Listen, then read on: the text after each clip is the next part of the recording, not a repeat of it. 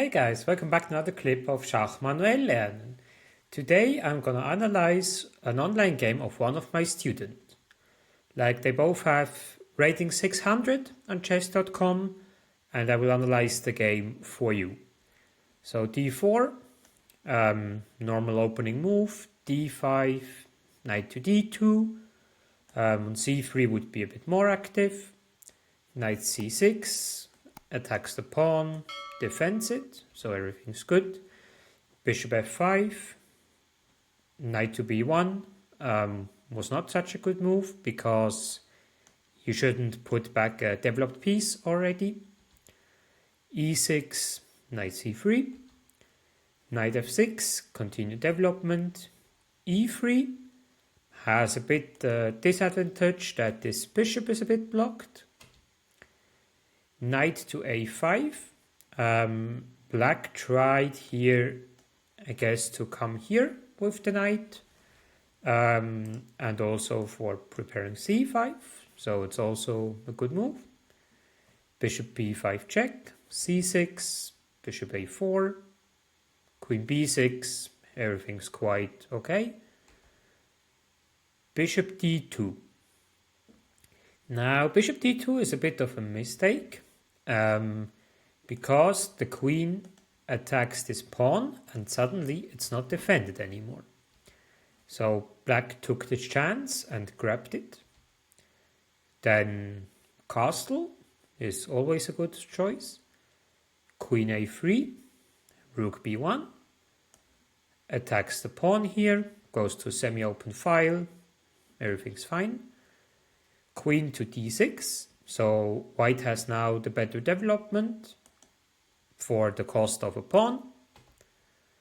Knight to e2 is quite a nasty move because the knight is suddenly attacked.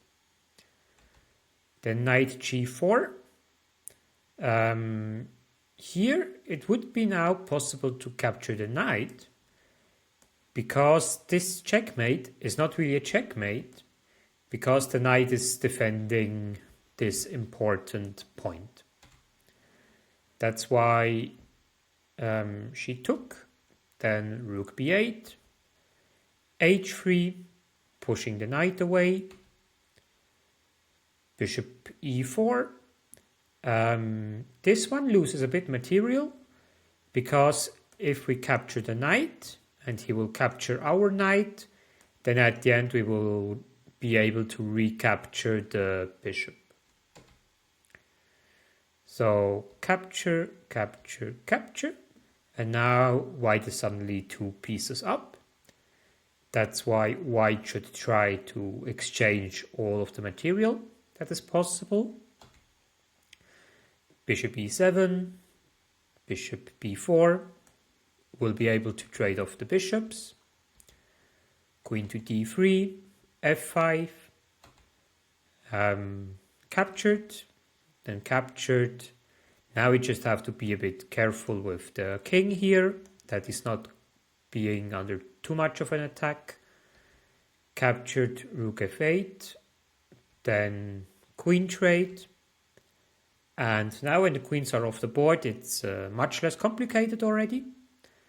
King g2, rook f6, f4, rook g6 gives a check. We go away with the king. b5. Here a mistake from white happened. Which move is better? Bishop b3, in order that you don't lose any material.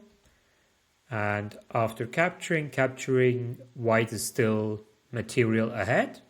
So it still should be possible to win this game. Rook g1 tries to exchange the rooks. And black does the right thing. White wants to trade off as much material as possible. And black doesn't allow it. But we can take a pawn on g7. And yeah, here was a huge opportunity that she could have taken on b8 and winning the rook and then basically winning the game. And after rook g7, black realized that the last king move was wrong That's why he goes now up. We can grab a7, so material is getting less and less. Rook h1 check, king f3, rook to g8. And now black has a bit of counterplay, because this pawn is blocking this square, and black just wants to give an endless check on h3, h2 and h1. So it's exactly what happened. After capturing came a check, another check, and now suddenly white has some issues, because let's say if we are careless and save our knight, there's a checkmate all of a sudden. If we move with the king, then we will lose the knight. And then, yes, we have a bit more pawns, but it's not that clear as it was a couple of moves ago. So the only move that doesn't lose, actually, is king d1, but first white gave a check, king f5, another check, and now here, we just lose the knight, so king d1, king f3, and now it's really dangerous. If king c1 comes, then this pawn and this pawn will fall. That's also what not happened, but black played this. And now, when we count the material, black has 2 pawns. And for that we have 4 pawns, which means we're 2 pawns up. But it's much more complicated, and it gets even more complicated. So rook c1 with the idea if there would be a checkmate, we can block it with rook c1. Now black starts to run with his free pawn. White does the same, capturing a pawn, a5. Now f5 is again a mistake, because white didn't realize that this pawn can be captured. But at the moment, speed is the most, so material it's equal already, but this pawn is faster than this pawn. That's why white has an advantage. Rook h8, pawn to f7, h4, rook e7, with the idea to play this and f8. He gave a check, another check, and the 2 checks didn't help that much. It helped white, in fact, because white could develop his king. And now rook a2 is a mistake. Black should have played rook f8 in order to block rook e8 with rook captures on f7. So rook a2, then a queen with a check, king g3, queen f6. The best move order would be rook g7 check, king h3, only move, and then giving here a checkmate on f3. Queen f6, now a check, rook f2. Now, yes, the rook was hanging, that's why white captured, but white also forgot that the queen is hanging. Now we are rook up, which is still winning, but again gets more complicated. So now we need to stop the pawn. Rook a5, rook f3, king moves, h2. Now we can capture this pawn. And here again you have another winning move order, like when you play this one. And if the king goes somewhere, we can capture the pawn.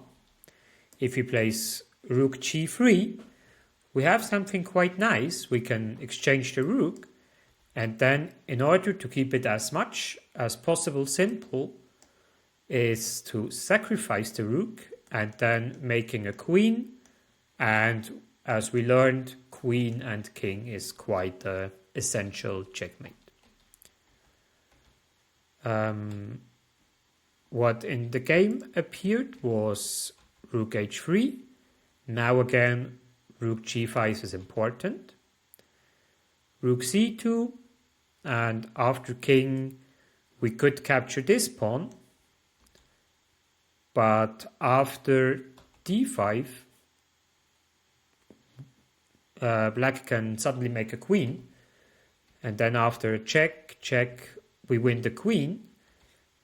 Now we have pawn more, and I will go that a bit faster forward. So white can make a queen for sure. That's why black realized it and sacrificed the rook. And now the essential endgame, rook and king against king appeared. So I make here a bit of couple of move until almost the end, which is this one. And here, unfortunately, there was a stalemate at the end. Like here to win, would that be king f6, king g8, king g6, king h8, and rook f8.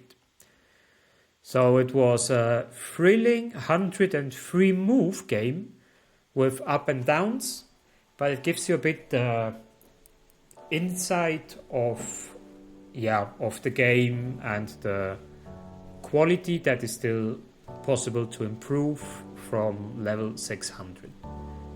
I hope you learned something from that to your own chess games, and see you soon. Have a nice weekend and stay healthy.